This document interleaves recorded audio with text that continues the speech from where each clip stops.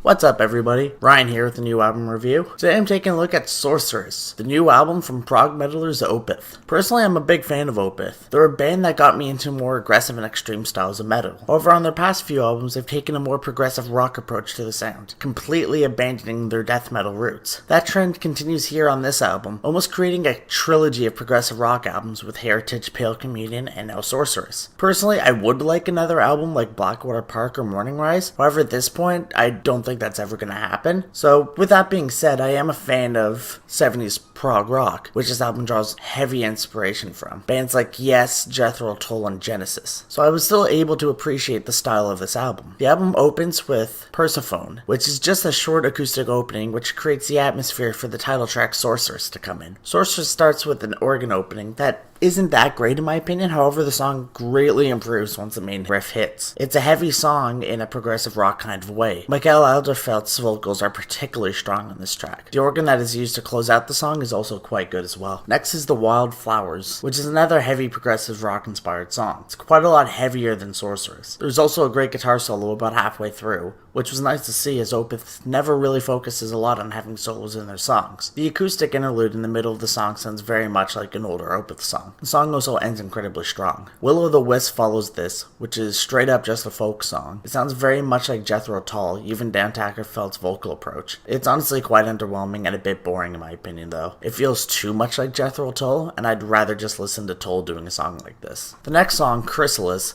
is definitely a standout on the album though. It sounds like it could be off of Ghost Reveries minus the death metal parts. It's heavy and very progressive. The song has many different styles and movements throughout the 7-minute runtime. I'd honestly say it's probably my favorite song off of their last 3 albums. This is followed by Sorceress 2, which is the counterpart to the title track. However, unlike the first part, this is an entirely acoustic track which creates a strange eerie feel. I do like the direct contrast from the heaviness of the first part, but I do prefer the first part over this one. Next is the instrumental, The Seventh Sojourn, which has a heavy Middle Eastern influence in it, including the addition of a sitar, which is quite interesting. The track itself is okay, but tends to be a bit boring at parts, and it does feel like it drags on a little too long. Strange Brew is next, and it's also the longest track on the album at just over 8 minutes. It opens slow for about the first 2 minutes before ripping into a heavy and progressive riff. The guitar work on this track is quite good as well. It's definitely another standout off the album. Next is A Fleeting Glance, which is another folk song much like Will o' the Wisp. And like that song, I found this one to be underwhelming and boring as well. The next track, Era, starts off with a decent piano opening. The song does get a bit heavy at points, and the drums are definitely the high point of the track, but other than that, it doesn't really bring anything special or new to the album. The album ends with Persephone's Slight Return, which is just an acoustic track to close out the album. Overall, Sorceress is a conflicting album for me, as the songs that I liked and are good are quite good and quite enjoyable, and I could easily see myself listening to them again, but the songs that are boring are really forgettable. However, it still probably is my favorite album by them since Watershed, so I give Sorceress a 7 out of 10.